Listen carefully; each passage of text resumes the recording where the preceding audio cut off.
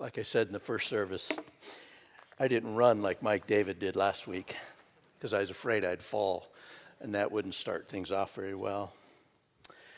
So as we journey in this journey through the Jesus in the Psalms, I chose Psalm 51. And I'm a pilot. I was inspired by my father, who was a bomber pilot in World War II. He flew a B-17. He made a statement one time. He said, 1 degree off, just 1 degree off in 1,000 miles will make you 100 miles away from your destination. So here is Pine Bluff, Arkansas, and here's Lost Wages, Nevada. 1,000 miles. So when a pilot picks a course, I got the flying bug from my father. These are sectionals that pilots use to navigate. Well, kind of years ago. Now everything's GPS, but this is how we did it. And you strike a course, and you look over that course, and you say, okay, there's a city here. There's a drive-in theater. There's a racetrack. There's a cemetery. There's roads crossing. And you make little tick marks here, and you mark off about every 20 miles, 10 miles, and you time it, and you look to see if the wind is blowing you off course. And if you find that you're off course, you better make a change. So this is a course of 1,000 miles. Right around here, there might have been a fly in the cockpit or something, and they're getting distracted. They're not doing something, and they're getting off course.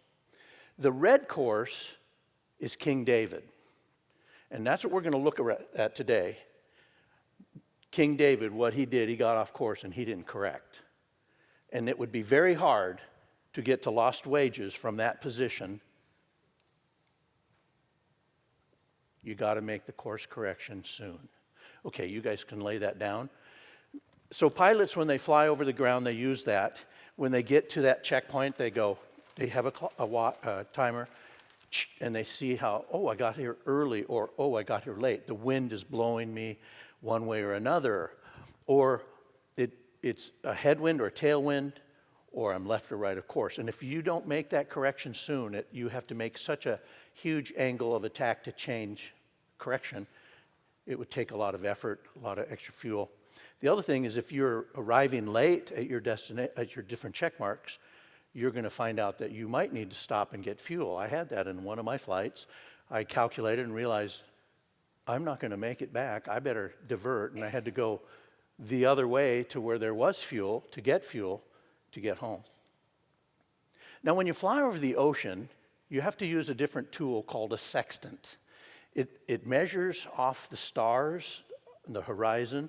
The Navy still uses it today in tradition. They shoot a bead off of the horizon, and they calculate. I don't know how to use one, but here's a picture of one. And there too. So it's in a box, and it's got the batteries, and then they hook it up. The next picture. Then they look through a little window in the top of the cockpit, in the cabin, and that's the navigator looking and getting a bead. He's marking out this course. Now, the picture below is the type of airplane that I want to tell you what happened. That's the type my father flew. And there was a man by the name of Eddie Rickenbacker, a famous World War I ace, became very famous in World War I, but in World War II, the War Department contacted him and said, we need your help. He went on, he founded Eastern Airlines. He's a very famous man. But Eddie Rickenbacker, commissioned by the War Department, was to take some men with him on a plane, such as the B-17. That was the biggest plane at the time that could fly such far distance. The B-24 came later, B-29, and so forth. But at that time, that was the best for them. Sturdy 4 engines. It was a fort, flying fortress. Okay, so anyway, they were on their commission, and one time they were having to go to another destination. It was 1,800 miles away. So in that plane, at 250, 280 miles an hour, it would take about 6, 7, 8 hours. But they were going to leave at night, at 1:30 in the morning, because 2 reasons. The Japanese were in the area and they were the enemy. So if you fly at night, blacked out, they wouldn't see you. The other reason is they could use the sextant to navigate. So they were taxiing out, the 7 men, and the pilot went to make a turn toward the taxiway. And as he did, the brakes locked up on one wheel, but not the other, and it spun the airplane around real fast. And it threw things in the cabin about. And one of those things that was thrown was the sextant. Well, they went back and got another airplane. They loaded up. They thought, we can't take this plane because when you're landing in high speed, you surely don't want to have just one wheel gripping. So they got another airplane. They took off. They flew the 6-8 hours. The pilot powers back and starts his descent. They start looking, and in the case of breaking through the clouds, now you see the ground, and you start looking, you're going, where's the island? The island wasn't there that they were going to. It was an undisclosed island. It was hidden. The Japanese were in the area. They tried to keep everything hush-hush. It ended up being the Canton Island that we know today. Well, they circled around. They couldn't find it. They kept circling. The radio man, he's putting out SOS. Mayday, mayday, mayday. Help. Is anybody out there? We're going down. They exhaust the fuel. They shut 2 of the engines off to try to buy some time, to no avail. Now, 100 miles off course would be like if you were flying from the south to the north and you were going to go to Oklahoma City, but you dropped down and you're 100 miles off course and you're over Tulsa. At 5,000 feet, you can't see Oklahoma City. Now think of on an 1,800-mile trip, you're almost 200 miles off course. That'd be like trying to see Dallas or so from 5,000 feet. You couldn't see it. They're out in the middle of nowhere. Can you imagine being in that plane and you think, where's the island? What are we going to do? Well, they exhaust the fuel, they flame out, and they ditch at sea, and they spend 24 days in the ocean in 3 rafts. The story comes from, one of the stories is, we thought we heard the angels sing, and the author last name was Whittaker that wrote it, and it's the story of how these men survived. Some of them. So if you want to read that, I'll tell you about it later. But the reason why I tell you this story is because David got off course. As you saw the red line, David was not going to hit his island. He was so far off course in the decisions that he made. But in the beginning, he could have made some changes. He could have altered his course and made it.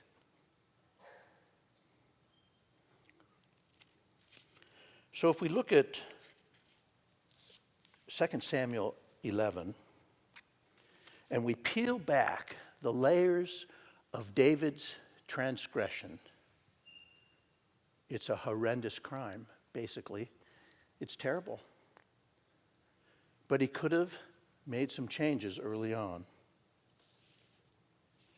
Verse 1 in 2 Samuel 11. And the verses that I'm using a couple different versions. I have the NIV here, but then I'm also using one called the ESV. And let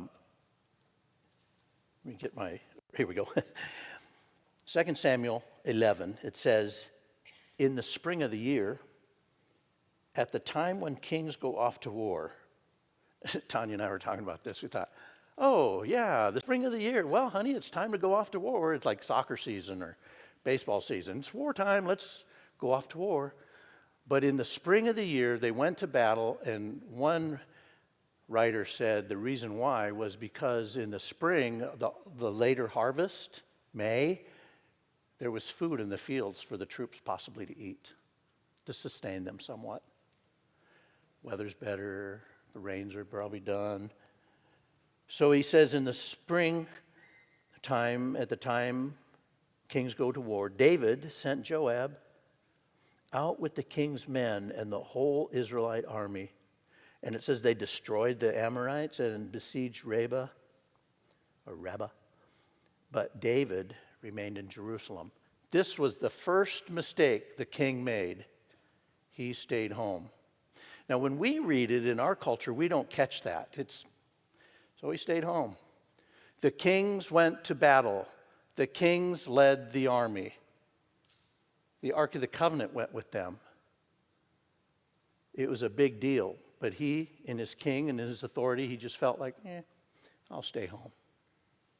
Then the next verse says in 2, it says, one evening, David got up from his bed and walked around on the roof of the palace. Now, unless he's working the swing shift or the late shift, why is he getting up in the evening? He's been in the rack all day, laying around. He's bored. And he's getting up in the evening, and he's walking the roof. Now, it makes me wonder, because in subsequent verses, let me just read it. Verse 3, John. And David sent someone to find out about her. It said he saw a beautiful woman bathing, and she was beautiful. And he sent someone to go find out who it is. And whoever he talked about, think of this. So they're looking down, and they're going, okay, God, look, see that house right there? Look at her. See her? Ooh, look at her. No, well, not too close, but look at her. Where is that house? Go find her. My thinking is they knew that's Bathsheba.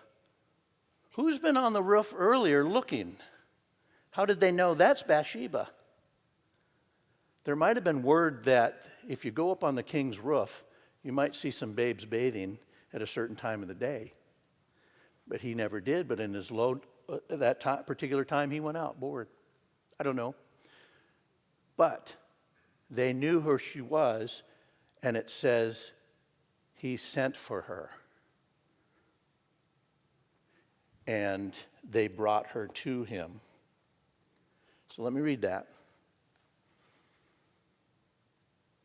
They said, that's Bathsheba, the daughter of Eliam, the wife of Uriah the Hittite. Let's talk about this a little bit.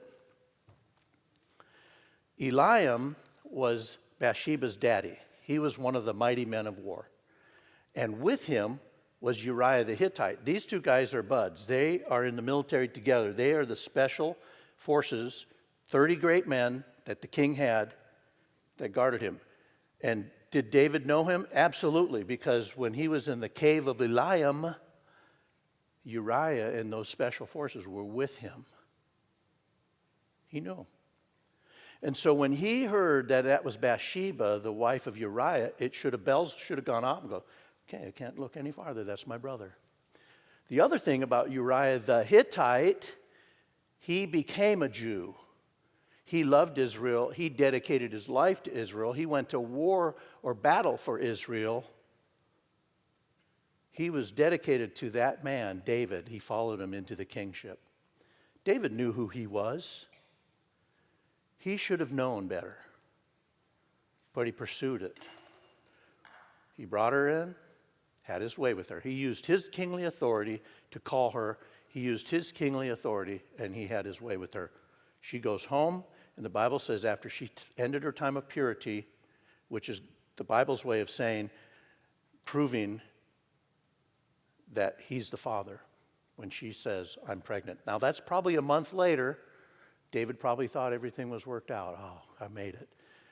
Just another one night stand. But so then he brings in Uriah after he finds out he's pregnant. And he says, sends a message to Joab, send Uriah. That was probably 2 days, a day there, a day back, 2 days there, 2 days back. Uriah's probably going, what's the king want with me? And he sits down and goes, how's Joab doing? Yeah, he's doing pretty good. Yeah, how's the guys doing? Good. Sleeping okay? Yeah. All this chit-chat. And he sends him home, says, your feet are dirty, you've been on a long journey, why don't you go home to your wife? Now this shows how loyal and what a dignified man Uriah was, because he didn't go home. He made the choice. He stayed on course. He stayed in the king's, probably the shack or with the guards that guard the gate. The next day they told him, hey, Uriah didn't go home. And David went, what? And so he tried his next tactic and he got him drunk. Tried to send him home. He did not go home. So David is stuck. What do I do? So he pens a letter, sends it with Uriah. It's his death wish, his warrant to Joab to pull back and have David killed. Do you see what I mean when I say the onion skin of tearing back the layers of looking at it? Sometimes when we just read Scripture, you have to do a little digging. I've been looking at this since April and May and trying to look through the different commentators and different study of it.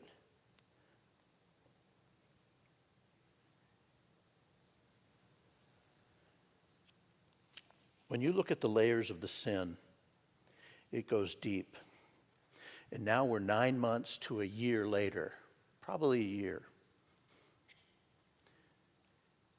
In chapter 12, it says, and the Lord sent Nathan to David. Catch that. The Lord still wants David. He's a murderer. He's an adulterer. He is huge into the sin. He's so far off course, he's not headed to the island.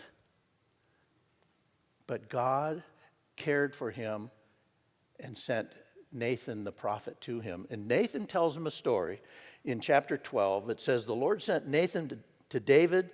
When he came to him, he said, there are two men in a certain town, one rich, one poor. The rich man had a very large number of sheep and cattle, but the poor man had nothing except one little ewe lamb he had bought. He raised it, and it grew up with him with his children. It shared food and drank from its cup, and even slept in his arms. It was like a daughter to him. Now a traveler came through to the rich man, and I'll just speed it up here. The rich man takes the ewe lamb instead of all his flocks, slaughters it, and they eat that one. When David heard that, he was enraged. Wow, that man should die, and he should pay fourfold. Replace that lamb that he stole. And that's when Nathan the prophet said, you are the man. David, you're the man. God, what? He pointed it out to him and he saw it. Now, I experienced this one time in my travels. I was on a missions trip one time. And I was pretty young, my early 20s. And we went to a place to get some sodas. And I had mine in my hand, and I'm bantering with everybody, teasing. Of course, you know me, I'm having fun and bugging people. And I set my drink on there, and I pay him, and the guy takes the money and makes the change, and I grab my drink, and I go out. And we finish our drinks, we're going down the road.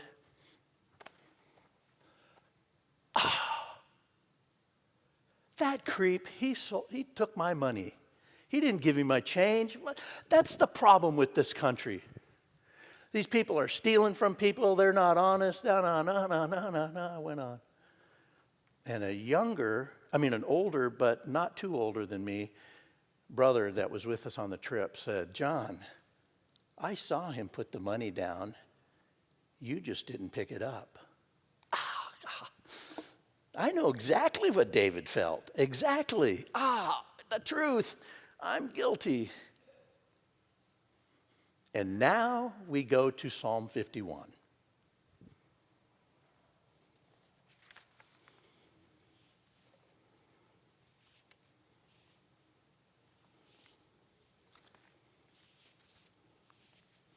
He says in Psalm 51,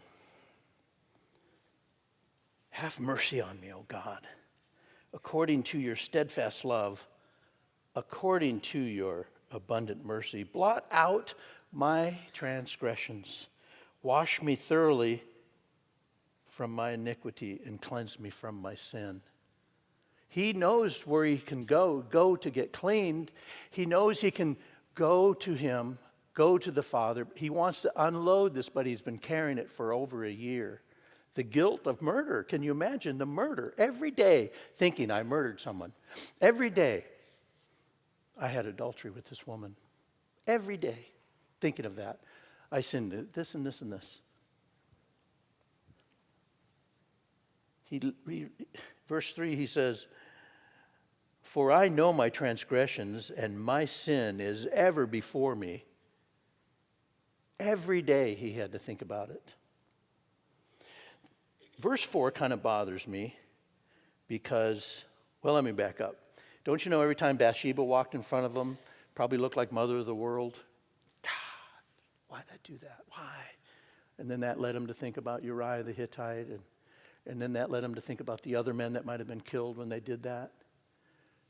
For days and days, but not knowing that he's wrong, but not willing to go back to the Father because he's probably thinking, how can I approach God about this?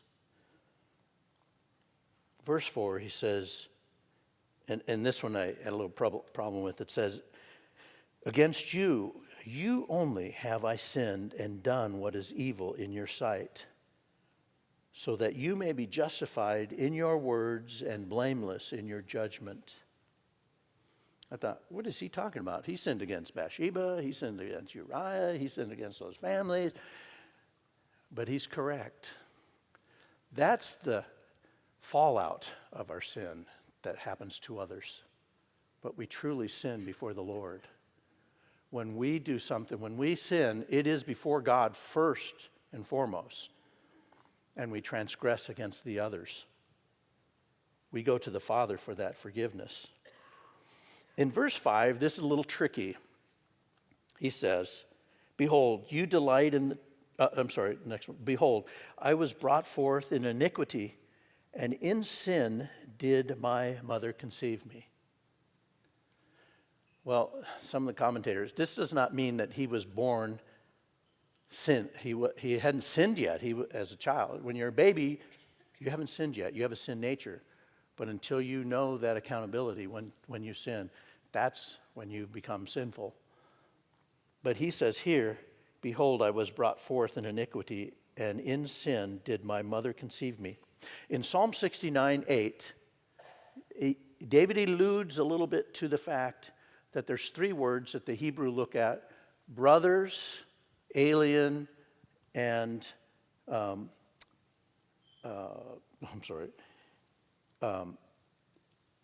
brothers, alien, and mother. The thing that's interesting is the words come from the connotation of a harlot. The words come from a connotation of a stepbrother. There's kind of some ambiguity there.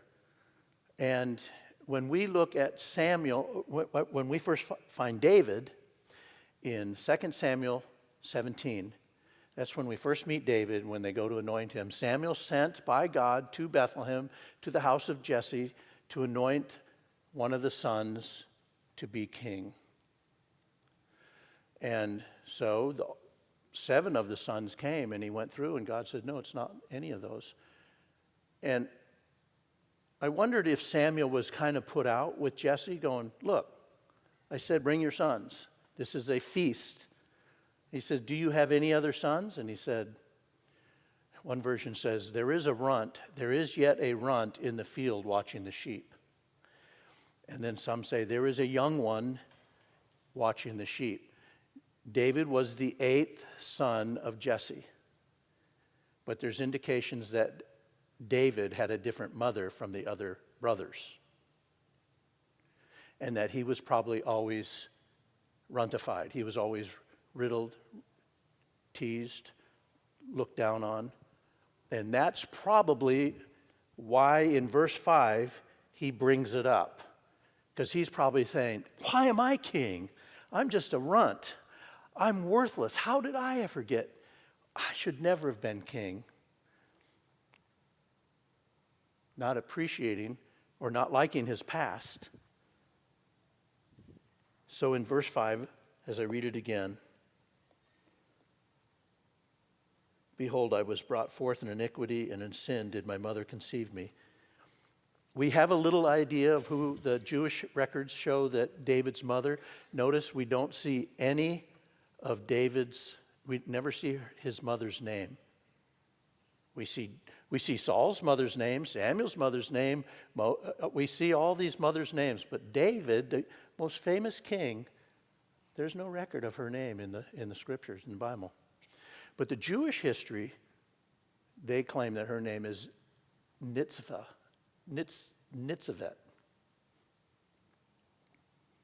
So there might have been some ambiguity in there as to his mother being different from his other brothers, 7 brothers.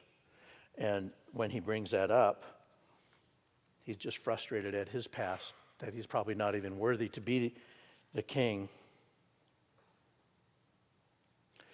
In verse 6, he says, "Behold, you delight in truth and in the inward being, and you teach me wisdom in the secret heart." When you spend time with the Lord alone, that's where he imparts wisdom to us as we study and we build that relationship with him. And we can call upon the Lord, and that's when wisdom comes. That's why he mentions that. He's not done it for a year. "Purge me with hyssop," in verse 7, "and I shall be clean. Wash me, and I shall be whiter than snow." Hyssop is a plant that absorbs. And they used it in ceremonial services. They would dip the hyssop in the blood of a sacrifice, and in the first Passover, they marked the lintel and the side posts of the wall of the door, signifying they didn't realize that they were doing it, but that was a cross back during the Passover when the death angel crossed over before they left Egypt. And hyssop, they used hyssop to put things up to people's mouth. Hyssop, he knew, was a cleansing thing that was part of the cleansing. The other part is, how did you cleanse yourself? In the Old Testament, they have, in Israel, we went and they have these pools. They're not really big, but they have steps down into water, and you go down in and cleanse yourself, wash yourself, before you'd go up to the temple to offer sacrifice. So they'd personally clean themselves, clean their hearts, and go and do the sacrifice. But the sacrifice, now listen, the sacrifice, it only covered the sin. It didn't forgive the sin. The atonement, atonement, was just to cover it, stave it off until the Messiah could come and die for the sin. And so how did they get saved back then? They got saved by looking that the Redeemer, the Messiah, would come and live a life that would be worthy to the Lord. How do we get saved? Is we look back on what the Messiah did and receive him into our hearts, renouncing our sin and living for him, living a life that would honor him.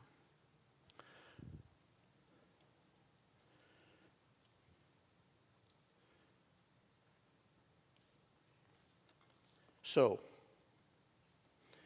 a few more verses.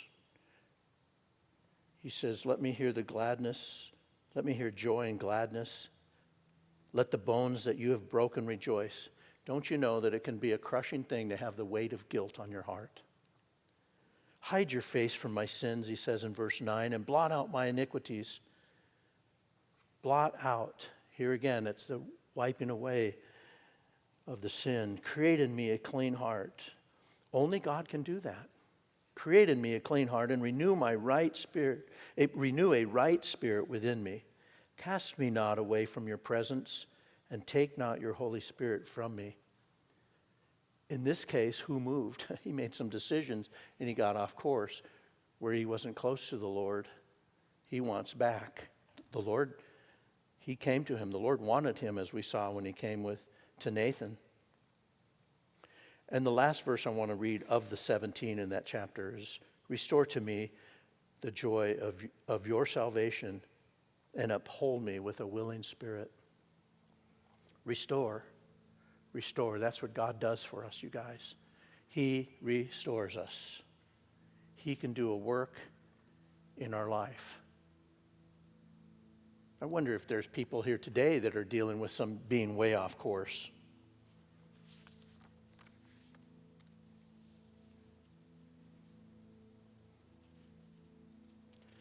Have you made a wrong turn and you haven't corrected for the wind?